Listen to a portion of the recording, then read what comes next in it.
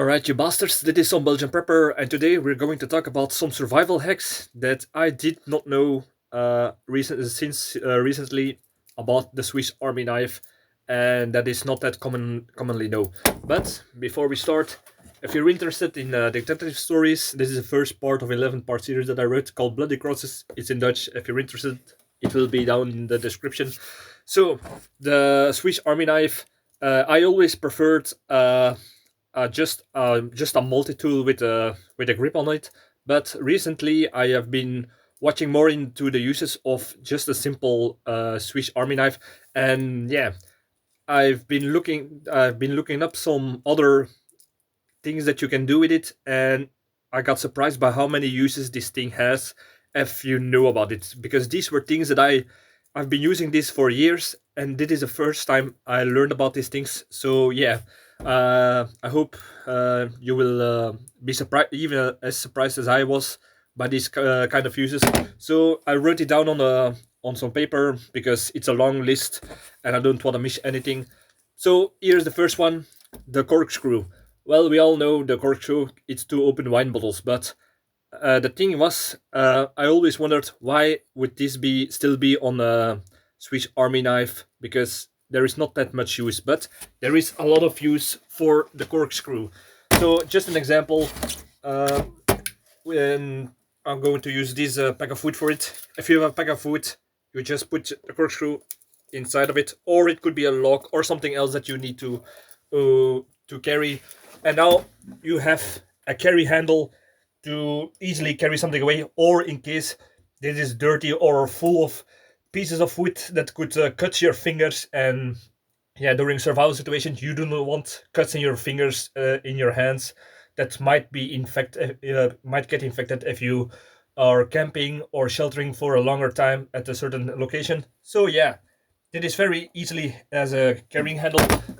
The same thing goes as a handle if you do the same thing on a tree bark, like you can see, like this. Now you have one and two. The each side could be a handle to hang your coat, to hang your even. This could be even strong enough to carry a small bug out bag on top of it. So yeah, it's the corkscrew can be used for a lot of things. Another thing that it can be used for is and this could have saved me so much time in the past, because I have problems with sometimes my shoelaces get knotted together a little bit too tight, and I cannot get the knot open because it's too tight or the wires are too small. But the thing is, this is a very neat little trick. If you have a knot, it doesn't matter what kind of knot you have. You take the corkscrew, you put it in the middle of the knot. You start to turn it, and by turning it, you will, if you can see, it will get inside the middle of the knot. It will create a little bit more room inside of it, and if you take it back out, you have enough room to open the knot, because now you got some wiggle room created by the corkscrew, and this could have saved me so much time. So yeah, that was a really fun one that I learned. Another thing is, this is just a little hack. If you open the small knife and the big knife of the Swiss Army knife, from this tip to this tip is exactly 20 centimeters. So if you want to measure something for some reason, you can put it on top of it, measure 20, 40, 60, and that way you can also take the half of it. So yeah, it's a little bit like a measurement tool, but yeah, I don't know when you're going to use that exactly, so precisely, but it's just a fun thing that I did not know about this. All right, let's start with another thing. The can opener. If it's, I always do this. So you have the can opener. Not really the can opener. I'm a little bit stupid. This is a can opener, and you open the big knife on the other side. Fuck. So now you have opened the big knife and the corkscrew, and if you have a mug or something like that, it's always dangerous. I always use my multi-tool with a grip to get it off, but you can also do it with the multi-tool by putting especially if they have a lid, a little rim on top of the mug. You put it around the nip, and you keep the long knife as a counter thing against the other side of the cup, and that way you can take it off the campfire without burning or your hands. So yeah, that's a fun little trick that you can do, or put it back on and let it loose again. So yeah, that's another fun little trick that you can do. Uh, this also has another benefit, and therefore you need the screwdriver, the flat one. Like I think they call it the flathead. So you have the flathead, and with this you can strip a wire. So you have an electrical wire. You need to strip it to connect it to a plus or a mine pool. So what you do is you take this, and you see this small ink cap. That's the thing that you're going to hold the wire against. You open the big knife. You take the wire. First, you close this so that the wire is beneath the little engravement that will hold your electrical wire in place. You close the big knife. The big knife is now cutting in the wire. Now you turn the wire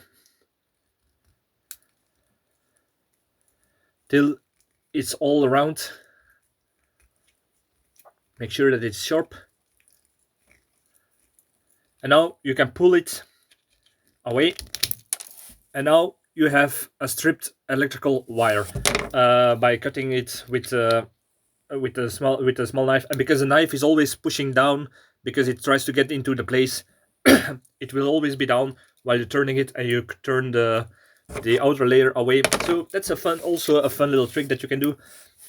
Another thing that I learned is, I always thought that this was more suited for sewing into materials because of the hole. But the thing is, you can also make a hole with it. I cheated a little bit because you don't want to see me do this for a few minutes in the video. So this is the kind of hole that you make with this. It's just like a wooden drill. You put it in, you turn, and it's because of the shape that it will always push the material out like a wooden drill. You drill, and you can do this. You can keep turning this till you have the hole, and you can use this to make shelters or some other tools out of the materials that you find in the woods, like during bushcraft. And another benefit of this is if you how do you say this? If this drill bit is in the wood, it could be a branch or a piece of wood like this. You can open the saw. If your multi-tool, your Swiss Army knife has a saw. So now you have something like this. So it's sturdy in this way because the drill bit is inside of it, but you can take some duct tape, or you can take just some wire. You can tie this together. I know it's not the best knot right now because it's a little bit improvised, but that way you have now a steady handsaw for branches that are a little bit more higher up, or you don't want to saw through a branch with your hands and your fingers close by, because otherwise you could get hurt, you get wounds, and it might get infected if you're a long way from professional medical help. So yeah, that way you can saw through branches without the risk of hurting your hands. So that's also a fun little trick that you can do. And then we have another part that I always underestimated, and that is the hook.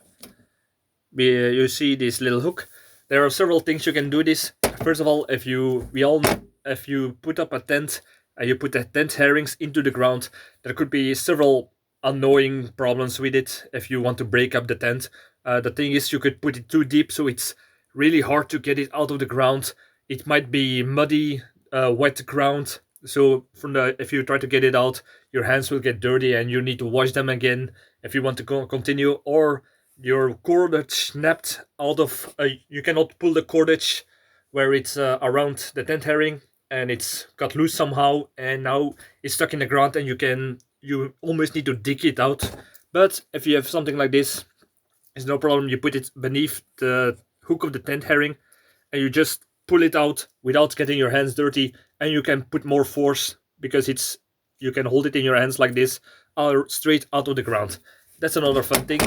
Another fun thing is, we all know if you have one of these hooks and you want to turn them somewhere in, the problem could be there is still so much screw wire that could go in.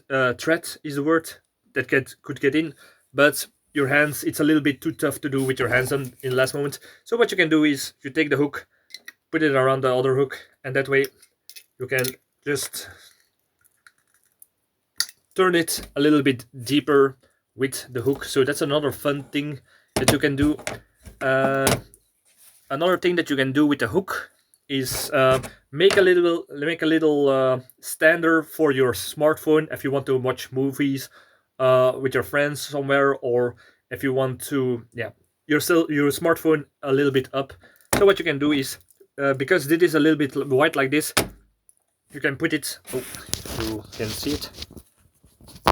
You can put it on the table like that, and now you can put your cell phone or your smartphone against it, as you can see.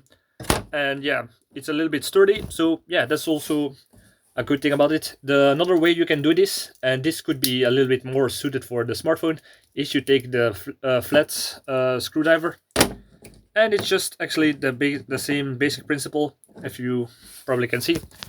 Now it's resting against against table. You can, in this little slot, you can put your smartphone, and it will not slip away if the table moves a little bit. So that's another fun thing by putting your smartphone like this on top with the underneath side in this little slot. So yeah, that's another fun thing you can do. Let's see if I don't forget anything. Yeah, this might sound stupid, but I never, and it is actually so, even if you're smart, if you do not know anything, also a particular thing, you cannot really think about it. You have to be inspired or saw it before. But usually when I have something like walnuts or something, I always try to crack them open or use a knife. But there is the risk you could hurt yourself. But if you use the flathead of the screwdriver, you can just put it between the nut, pry it open, and even the nut get it out without any risk for your fingers that might get infected. Just a small but stupid tip that I never would have thought about. Another thing, if you're into, it's not really welding, but it's like with a LED you connect electrical parts together. Brassing, hot brassing, I think it's called. You take the ring of your Swiss Army knife. You take the pincets. You put it between the ring. Put it between the ring now. Oh, this could be used as in addition to the stripping of the wire. So now, if you perhaps can see, now if you can see, you have something that is between the ring, and now you can take your electrical wire, put it in a particular shape that you want. Put it between. It will be a little bit clamped between it, and now that way you can put it together into a certain position. If you that you have both your hands free, now together free to hard brass it into the certain position. You can bend it each way that you want, but just a fun little trick if you're a little bit of a technical guy, that you do not have to get certain clamps for this little trick. So another thing that I probably forgot, I wrote it up. Oh yeah, making a rope out of stinging nettles. I forgot to take the stinging nettles, but I made a video about how to turn stinging nettles into rope. I would advise you to look at that video, but it's just the same principle. And I always use a hatchet or an axe for this, that you put into a piece of wood like this. And imagine if this is the nettle, you can just pull it towards you. You can strip the stinging nettle into fibers, into several fibers. And the thing that you can do afterwards is you put the wires together, and you can start to make rope out of it with help of the hook. You put it in the end, if you have the fibers of the stinging nettles a few next to each other's, and you can put them like this. You have something like this, and you can take the hook and you start to turn it into a rope, and yeah, that could be handy for some bushcraft. uh all right, I think I'm almost ready. uh let's see in the so I not? I think I'm almost. Yeah, I think I got everything. So yeah, if anybody else has any secret hacks or something that I did not know, should not know, or would not know about the Swiss Army knife that I can do, please let me know in the comments. I'm always eager to learn new tricks, hacks, because these things might sound stupid, but they blew my mind that I never thought about it before, even though I've been using this thing for years. Um, like, subscribe, all that good stuff. And thank you for watching, and see you in the next video. Cheers.